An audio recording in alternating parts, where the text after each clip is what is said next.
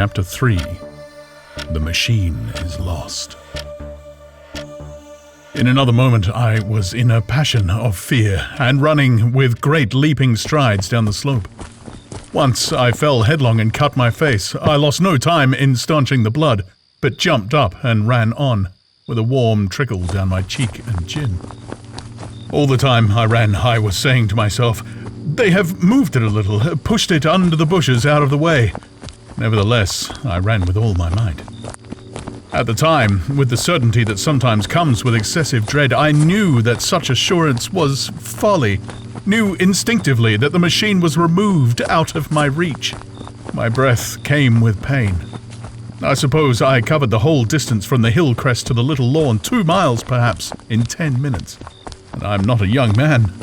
I cursed aloud as I ran at my confident folly in leaving the machine, wasting good breath thereby. I cried aloud, and none answered. Not a creature seemed to be stirring in that moonlit world. When I reached the lawn, my worst fears were realized. Not a trace of the thing was to be seen. I felt faint and cold when I faced the empty space among the black tangle of bushes. I ran round it furiously, as if the thing might be hidden in a corner, and then stopped abruptly with my hands clutching my hair. Above me towered the Sphinx upon the bronze pedestal, white, shining, leprous in the light of the rising moon. It seemed to smile in mockery of my dismay. I might have consoled myself by imagining the little people had put the mechanism in some shelter for me, had I not felt assured of their physical and intellectual inadequacy. That is what dismayed me. The sense of some hitherto unsuspected power through whose intervention my invention had vanished. Yet, for one thing I felt assured. Unless some other age had produced its exact duplicate, the machine could not have moved in time. The attachment of the levers, I will show you the method later, prevented anyone from tampering with it in that way when they were removed. It had moved and was hid only in space, but then where could it be? I think I must have had a kind of frenzy. I remember running violently in and out among the moonlit bushes all round the Sphinx, and startling some white animal that in the dim light I took for a small deer. I remember too, late that night, beating the bushes with my clenched fist until my knuckles were gashed and bleeding from the broken twigs. Then, sobbing and raving in my anguish of mind, I went down to the great building of stone. The big hall was dark, silent, and deserted. I slipped on the uneven floor and fell over one of the malachite tables, almost breaking my shin. I lit a match and went on past the dusty curtains of which I have told you. There I found a second great hall covered with cushions, upon which perhaps a score or so of the little people were sleeping. I have no doubt they found my second appearance strange enough, coming suddenly out of quiet darkness with the inarticulate noises and the splutter and flare of a match, for they had forgotten about matches. "Where is my time machine?" I began, bawling like an angry child, laying hands upon them and shaking them up together. It must have been very queer to them. Some laughed. Most of them looked sorely frightened. When I saw them standing around me, it came into my head that I was doing as foolish a thing as it was possible for me to do under the circumstances, in trying to revive the sensation of fear. For, reasoning from their daylight behavior, I thought that fear must be forgotten. Abruptly, I dashed down the match, and knocking one of the people over in my course, went blundering across the big dining hall again, out under the moonlight. I heard cries of terror and their little feet running and stumbling this way and that. I do not remember all I did as the moon crept up the sky. I suppose it was the unexpected nature of my loss that maddened me. I felt hopelessly cut off from my own kind, a strange animal in an unknown world. I must have raved to and fro, screaming and crying upon God and fate. I have a memory of horrible fatigue, as the long night of despair wore away, of looking in this impossible place and that, of groping among moonlit ruins and touching strange creatures in the black shadows. At last, of lying on the ground near the Sphinx and weeping with absolute wretchedness. I had nothing left but misery. Then I slept, and when I woke again it was full day, and a couple of sparrows were hopping round me on the turf within reach of my arm. I sat up in the freshness of the morning, trying to remember how I had got there and why I had such a profound sense of desertion and despair. Then things came clear in my mind. With the plain, reasonable daylight, I could look my circumstances fairly in the face. I saw the wild folly of my frenzy overnight, and I could reason with myself. "Suppose the worst," I said. "Suppose the machine altogether lost, perhaps destroyed. It behooves me to be calm and patient, to learn the way of the people, to get a clear idea of the method of my loss and the means of getting materials and tools, so that in the end, perhaps, I may make another. That would be my only hope, perhaps, but better than despair. And, after all, it was a beautiful and curious world. But probably the machine had only been taken away. Still, I must be calm and patient, find its hiding place, and recover it by force or cunning. And with that, I scrambled to my feet and looked about me, wondering where I could bathe.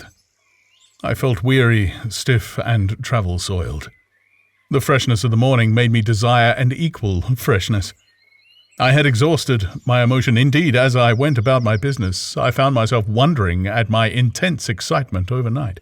I made a careful examination of the ground about the little lawn. I wasted some time in futile questionings, conveyed, as well as I was able, to such of the little people as came by. They all failed to understand my gestures. Some were simply stolid, some thought it was a jest and laughed at me. I had the hardest task in the world to keep my hands off their pretty laughing faces. It was a foolish impulse, but the devil begotten of fear and blind anger was ill-curbed, and still eager to take advantage of my perplexity. The turf gave better counsel. I found a groove ripped in it, about midway between the pedestal of the Sphinx and the marks of my feet where, on arrival, I had struggled with the overturned machine. There were other signs of removal about, with queer, narrow footprints like those I could imagine made by a sloth. This directed my closer attention to the pedestal. It was, as I think I have said, of bronze. It was not a mere block, but highly decorated with deep-framed panels on either side. I went and rapped at these. The pedestal was hollow. Examining the panels with care, I found them discontinuous with the frames. There were no handles or keyholes, but possibly the panels, if they were doors, as I supposed, opened from within. One thing was clear enough to my mind. It took no very great mental effort to infer that my time machine was inside that pedestal, and how it got there was a different problem. I saw the heads of two orange-clad people coming through the bushes and under some blossom-covered apple trees towards me. I turned, smiling to them, and beckoned them to me. They came, and then, pointing to the bronze pedestal, I tried to intimate my wish to open it. But at my first gesture towards this, they behaved very oddly. I don't know how to convey their expression to you. Suppose you were to use a grossly improper gesture to a delicate-minded woman. It is how she would look. They went off as if they had received the last possible insult. I tried a sweet-looking little chap in white next, with exactly the same result. Somehow his manner made me feel ashamed of myself. But as you know, I wanted the time machine, and I tried him once more. As he turned off, like the others, my temper got the better of me. In 3 strides I was after him, had him by the loose part of his robe round the neck, and began dragging him towards the Sphinx. Then I saw the horror and repugnance of his face, and all of a sudden I let him go. But I was not beaten yet. I banged with my fist at the bronze panels. I thought I heard something stir inside. To be explicit, I thought I heard a sound like a chuckle, but I must have been mistaken. Then I got a big pebble from the river and came and hammered till I had flattened a coil in the decorations, and the verdigris came off in powdery flakes. The delicate little people must have heard me hammering in gusty outbreaks a mile away on either hand, but nothing came of it. I saw a crowd of them upon the slopes looking furtively at me. At last, hot and tired, I sat down to watch the place, but I was too restless to watch long. I am too occidental for a long vigil. I could work at a problem for years, but to wait inactive for 24 hours, that is another matter. I got up after a time and began walking aimlessly through the bushes towards the hill again. "Patience," said I to myself. "If you want your machine again, you must leave that Sphinx alone. If they mean to take your machine away, it's little good you're wrecking their bronze panels. And if they don't, you'll get it back as soon as you can ask for it. To sit among all these unknown things before a puzzle like that is hopeless. That way lies monomania. Face this world, learn its ways, watch it, be careful of too hasty guesses in the meantime. In the end, you will find clues to it all." Then, suddenly, the humor of the situation came into my mind.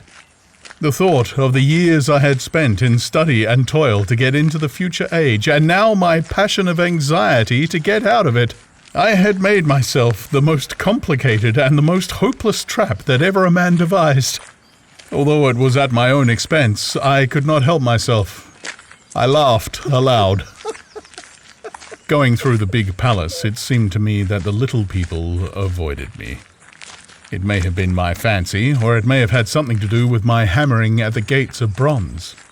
Yet I felt tolerably sure of the avoidance. I was careful, however, to show no concern and to abstain from any pursuit of them, and in the course of a day or two things got back to the old footing. I made what progress I could in the language, and in addition I pushed my explorations here and there. Either I missed some subtle point, or their language was excessively simple, almost exclusively composed of concrete substantives and verbs. There seemed to be few, if any, abstract terms, or little use of figurative language. Their sentences were usually simple and of 2 words, and I failed to convey or understand any but the simplest propositions. I determined to put the thought of my time machine and the mystery of the bronze doors under the Sphinx as much as possible in a corner of memory, until my growing knowledge would lead me back to them in a natural way. Yet a certain feeling, you may understand, tethered me in a circle of a few miles round the point of my arrival. So far as I could see, all the world displayed the same exuberant richness as the Thames Valley. From every hill I climbed, I saw the same abundance of splendid buildings, endlessly varied in material and style, the same clustering thickets of evergreens, the same blossom-laden trees and tree ferns. Here and there, water shone like silver, and beyond, the land rose into blue, undulating hills, and so faded into the serenity of the sky. A peculiar feature, which presently attracted my attention, was the presence of certain circular wells, several, as it seemed to me, of a very great depth. One lay by the path up the hill, which I had followed during my first walk. Like the others, it was rimmed with bronze, curiously wrought, and protected by a little cupola from the rain. Sitting by the side of these wells and peering down into the shafted darkness, I could see no gleam of water, nor could I start any reflection with a lighted match. But in all of them I heard a certain sound, a thud, thud, thud, like the beating of some big engine. And I discovered from the flaring of my matches that a steady current of air set down the shafts. Further, I threw a scrap of paper into the throat of one, and instead of fluttering slowly down, it was at once sucked swiftly out of sight. After a time, too, I came to connect these wells with tall towers standing here and there upon the slopes, for above them there was often just such a flicker in the air as one sees on a hot day above a sun-scorched beach. Putting things together, I reached a strong suggestion of an extensive system of subterranean ventilation, whose true import it was difficult to imagine. I was, at first, inclined to associate it with the sanitary apparatus of these people. It was an obvious conclusion, but it was absolutely wrong. And here, I must admit, that I learned very little of drains and bells and modes of conveyance, and the like conveniences during my time in this real future. In some of these visions of utopias and coming times which I have read, there is a vast amount of detail about building and social arrangements and so forth. But while such details are easy enough to obtain when the whole world is contained in one's imagination, they are altogether inaccessible to a real traveller amid such realities as I found here. Conceive the tale of London, which a Negro fresh from Central Africa would take back to his tribe. What would he know of railway companies, of social movements, of telephone and telegraph wires, of the parcels delivery company and postal orders and the like? Yet we, at least, should be willing enough to explain these things to him. And even of what he knew, how much could he make his untravelled friend either apprehend or believe? Then, think how narrow the gap between a Negro and a white man of our own times, and how wide the interval between myself and those of the Golden Age. I was sensible of much which was unseen, and which contributed to my comfort, but save for a general impression of automatic organization, I fear I can convey very little of the difference to your mind. In the matter of sepulture, for instance, I could see no signs of crematoria nor anything suggestive of tombs. But it occurred to me that possibly there might be cemeteries or crematoria somewhere beyond the range of my explorings. This, again, was a question I deliberately put to myself, and my curiosity was at first entirely defeated upon the point. The thing puzzled me, and I was led to make a further remark, which puzzled me still more, that aged and infirm among this people there were none. I must confess that my satisfaction with my first theories of an automatic civilization and a decadent humanity did not long endure. Yet I could think of no other. Let me put my difficulties. The several big palaces I had explored were mere living places, great dining halls and sleeping apartments. I could find no machinery, no appliances of any kind. Yet these people were clothed in pleasant fabrics that must at times need renewal, and their sandals, though undecorated, were fairly complex specimens of metalwork. Somehow, such things must be made, and the little people displayed no vestige of a creative tendency. There were no shops, no workshops, no sign of importations among them. They spent all their time in playing gently, in bathing in the river, in making love in a half-playful fashion, in eating fruit and sleeping. I could not see how things were kept going. Then, again, about the time machine. Something, I knew not what, had taken it into the hollow pedestal of the White Sphinx. Why? For the life of me, I could not imagine. Those waterless wells, too. Those flickering pillars, I felt I lacked a clue. I felt... how shall I put it? Suppose you found an inscription with sentences here and there in excellent plain English, and interpolated therewith others made up of words, of letters even, absolutely unknown to you. Well, on the third day of my visit, that was how the world of 802,701 presented itself to me. That day, too, I made a friend, of a sort. It happened that as I was watching some of the little people bathing in a shallow, one of them was seized with cramp and began drifting downstream. The main current ran rather swiftly, but not too strongly, for even a moderate swimmer.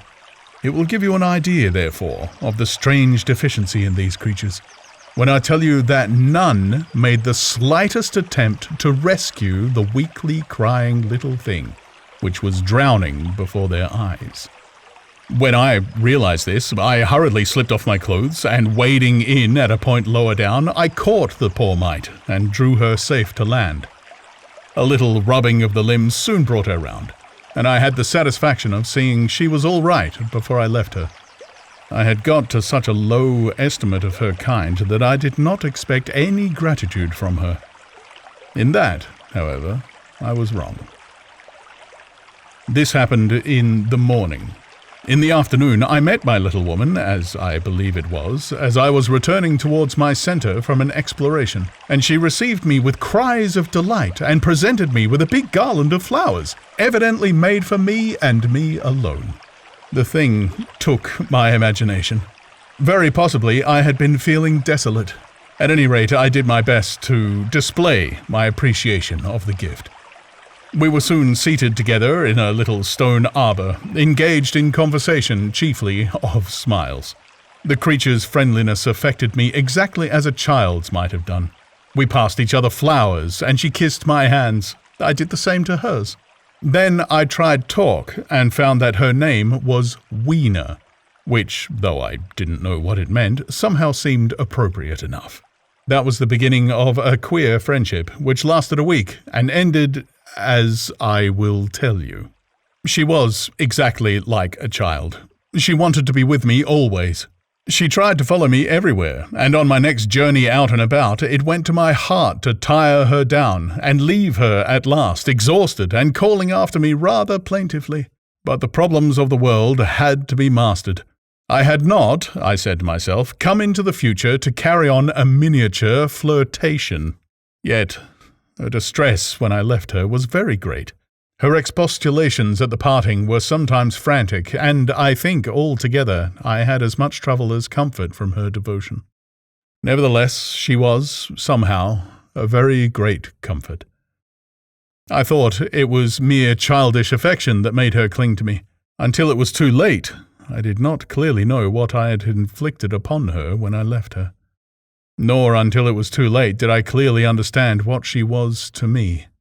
For by merely seeming fond of me, and showing in her weak, futile way that she cared for me, the little doll of a creature presently gave my return to the neighborhood of the White Sphinx almost the feeling of coming home, and I would watch for her tiny figure of white and gold so soon as I came over the hill. It was from her, too, that I learned that fear had not yet left the world.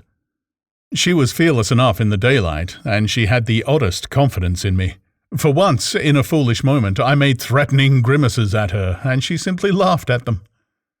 But she dreaded the dark, dreaded shadows, dreaded black things. Darkness to her was the one thing dreadful. It was a singularly passionate emotion, and it set me thinking and observing. I discovered then, among other things, that these little people gathered into the great houses after dark and slept in droves. To enter upon them without a light was to put them into a tumult of apprehension. I never found one out of doors or one sleeping alone within doors after dark. Yet I was still such a blockhead that I missed the lesson of that fear, and in spite of Wiener's distress, I insisted upon sleeping away from these slumbering multitudes. It troubled her greatly, but in the end her odd affection for me triumphed, and for 5 of the nights of our acquaintance, including the last night of all, she slept with her head pillowed on my arm. But my story slips away from me as I speak of her. It must have been the night before her rescue that I was awakened about dawn. I had been restless, dreaming most disagreeably that I was drowned, and that sea anemones were feeling over my face with their soft palps. I woke with a start, and with an odd fancy that some greyish animal had just rushed out of the chamber.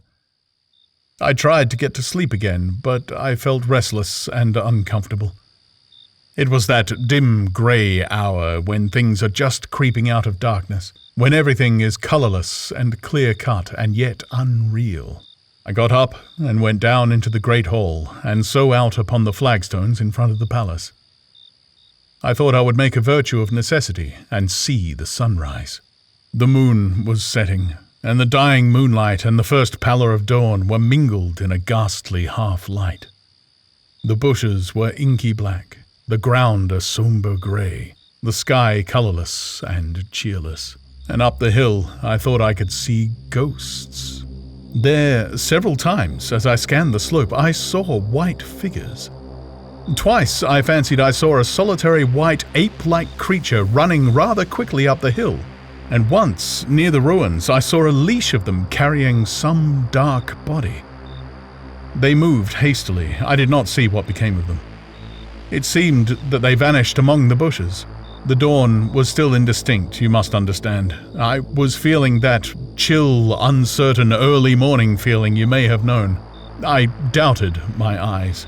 As the eastern sky grew brighter and the light of the day came on, and its vivid colouring returned upon the world once more, I scanned the view keenly, but I saw no vestiges of my white figures. They were mere creatures of the half-light. They must have been ghosts, I said. I wonder whence they dated. For a queer notion of Grant Allen's came into my head and amused me. If each generation die and leave ghosts, he argued, the world at last will get overcrowded with them. On that theory, they would have grown innumerable some 800,000 years hence, and it was no great wonder to see 4 at once. But the jest was unsatisfying, and I was thinking of these figures all the morning until Wiener's rescue drove them out of my head. I associated them in some indefinite way with the white animal I had startled in my first passionate search for the time machine. But Wiener was a pleasant substitute. Yet, all the same, they were soon destined to take far deadlier possession of my mind. I think I have said how much hotter than our own was the weather of this golden age. I cannot account for it. It may be that the sun was hotter, or the earth nearer the sun.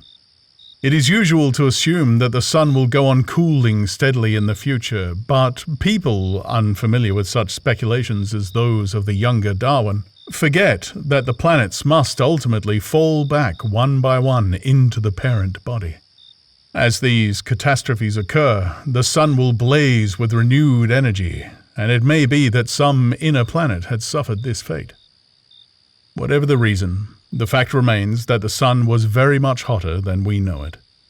Well, one very hot morning, my 4th, I think, as I was seeking shelter from the heat and glare in a colossal ruin near the great house where I slept and fed, there happened this strange thing. Clambering among these heaps of masonry, I found a narrow gallery whose end and side windows were blocked by fallen masses of stone. By contrast with the brilliancy outside, it seemed at first impenetrably dark to me. I entered it, groping, for the change from light to blackness made spots of colour swim before me. Suddenly, I halted spellbound. A pair of eyes, luminous by reflection against the daylight without, was watching me out of the darkness. The old, instinctive dread of wild beasts came upon me. I clenched my hands and steadfastly looked into the glaring eyeballs. I was afraid to turn. Then the thought of the absolute security in which humanity appeared to be living came to my mind, and then I remembered that strange terror of the dark. Overcoming my fear to some extent, I advanced a step and spoke. I will admit that my voice was harsh and ill-controlled. I put out my hand and touched something soft. At once the eyes darted sideways and something white ran past me. I turned with my heart in my mouth and saw a queer little ape-like figure, its head held down in a peculiar manner, running across the sunlit space behind me. It blundered against a block of granite, staggered aside, and in a moment was hidden in a black shadow beneath another pile of ruined masonry. My impression of it is, of course, imperfect, but I know it was a dull white and had strange, large, greyish-red eyes. Also, that there was flaxen hair on its head and down its back. But, as I say, it went too fast for me to see distinctly. I cannot even say whether it ran on all fours or only with its forearms held very low. After an instant's pause, I followed it into the second heap of ruins. I could not find it at first, but after a time in the profound obscurity, I came upon one of those round, well-like openings of which I have told you, half closed by a fallen pillar. A sudden thought came to me. Could this thing have vanished down the shaft? I lit a match, and looking down I saw a small white moving creature with large bright eyes which regarded me steadfastly as it retreated. It made me shudder. It was so like a human spider. It was clambering down the wall, and now I saw for the first time a number of metal foot and hand rests forming a kind of ladder down the shaft. Then the light burned my fingers and fell out of my hand, going out as it dropped, and when I had lit another, the little monster had disappeared. I do not know how long I sat peering down that well. It was not for some time that I could succeed in persuading myself that the thing I had seen was human, but gradually the truth dawned on me. That man had not remained one species, but had differentiated into two distinct animals. That my graceful children of the upper world were not the sole descendants of our generation, but that this bleached, obscene, nocturnal thing which had flashed before me was also heir to all the ages. I thought of the flickering pillars and of my theory of an underground ventilation. I began to suspect their true import. And what, I wondered, was this lemur doing in my scheme of a perfectly balanced organization? How was it related to the indolent serenity of the beautiful upper-worlders? And what was hidden down there at the foot of that shaft? I sat upon the edge of the well, telling myself that at any rate there was nothing to fear, and that there I must descend for the solution of my difficulties. And withal, I was absolutely afraid to go. As I hesitated, two of the beautiful upper-world people came running in their amorous sport across the daylight in the shadow. The male pursued the female, flinging flowers at her as he ran. They seemed distressed to find me, my arm against the overturned pillar, peering down the well. Apparently, it was considered bad form to remark these apertures, for when I pointed to this one and tried to frame a question about it in their tongue, they were still more visibly distressed and turned away. But they were interested by my matches, and I struck some to amuse them. I tried them again about the well, and again I failed. So presently I left them, meaning to go back to Weena and see what I could get from her. But my mind was already in revolution. My guesses and impressions were slipping and sliding to a new adjustment. I had now a clue to the import of these wells, to the ventilating towers, to the mystery of the ghosts, to say nothing of a hint at the meaning of the bronze gates and the fate of the time machine. And very vaguely there came a suggestion towards the solution of the economic problem that had puzzled me. Here was the new view. Plainly, this second species of man was subterranean.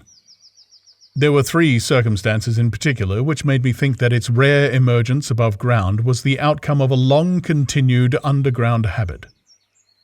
In the first place, there was the bleached look common in most animals that live largely in the dark. The white fish of the Kentucky caves, for instance. Then, those large eyes with that capacity for reflecting light are common features of nocturnal things. Witness the owl and the cat. And last of all, that evident confusion in the sunshine. That hasty yet fumbling awkward flight towards dark shadow, and that peculiar carriage of the head while in the light, all reinforce the theory of an extreme sensitiveness of the retina. Beneath my feet, then, the earth must be tunneled enormously, and these tunnelings were the habitat of the new race. The presence of ventilating shafts and wells along the hill slopes, everywhere in fact except along the river valley, showed how universal were its ramifications. What so natural, then, as to assume that it was in this artificial underworld that such work as was necessary to the comfort of the daylight race was done? The notion was so plausible that I at once accepted it, and went on to assume the how of this splitting of the human species. I dare say you will anticipate the shape of my theory, though for myself I very soon felt that it fell far short of the truth. At first, proceeding from the problems of our own age, it seemed clear as daylight to me that the gradual widening of the present merely temporary and social differences between the capitalist and the labourer was the key to the whole position. No doubt it will seem grotesque enough to you, and wildly incredible. And yet, even now, there are existing circumstances to point that way. There is a tendency to utilize underground space for the less ornamental purposes of civilization. There is the Metropolitan Railway in London, for instance. There are new electric railways, there are subways, there are underground workrooms and restaurants, and they increase and multiply. Evidently, I thought, this tendency had increased till industry had gradually lost its birthright in the sky. I mean that it had gone deeper and deeper into larger and ever larger underground factories, spending a still increasing amount of time therein, till, in the end, even now, does not an East End worker live in such artificial conditions as practically to be cut off from the natural surface of the earth? Again, the exclusive tendency of richer people, due, no doubt, to the increasing refinement of their education and the widening gulf between them and the rude violence of the poor, is already leading to the closing, in their interest, of considerable portions of the surface of the land. About London, for instance, perhaps half the prettier country is shut in against intrusion. And this same widening gulf, which is due to the length and expense of the higher educational processes and the increased facilities for and temptations towards refined habits on the part of the rich, will make that exchange between class and class, that promotion by intermarriage which at present retards the splitting of our species along the lines of social stratification, less and less frequent. So, in the end, above ground you must have the haves, pursuing pleasure and comfort and beauty, and below ground the have-nots, the workers getting continually adapted to the conditions of their labor. Once they were there, they would no doubt have to pay rent, and not a little of it, for the ventilation of their caverns, and if they refused, they would starve or be suffocated for arrears. Such of them as were so constituted as to be miserable and rebellious would die, and in the end, the balance being permanent, the survivors would become as well adapted to the conditions of underground life and as happy in their way as the upper world people were to theirs. As it seemed to me, the refined beauty and the attenuated pallor followed naturally enough. The great triumph of humanity I had dreamed of took a different shape in my mind. It had been no such triumph of moral education and general cooperation as I had imagined. Instead, I saw a real aristocracy, armed with a perfected science and working to a logical conclusion, the industrial system of today. Its triumph had not been simply a triumph over nature, but a triumph over nature and the fellow man. This, I must warn you, was my theory at the time. I had no convenient cicerone in the pattern of the utopian books. My explanation may be absolutely wrong. I still think it is the most plausible one.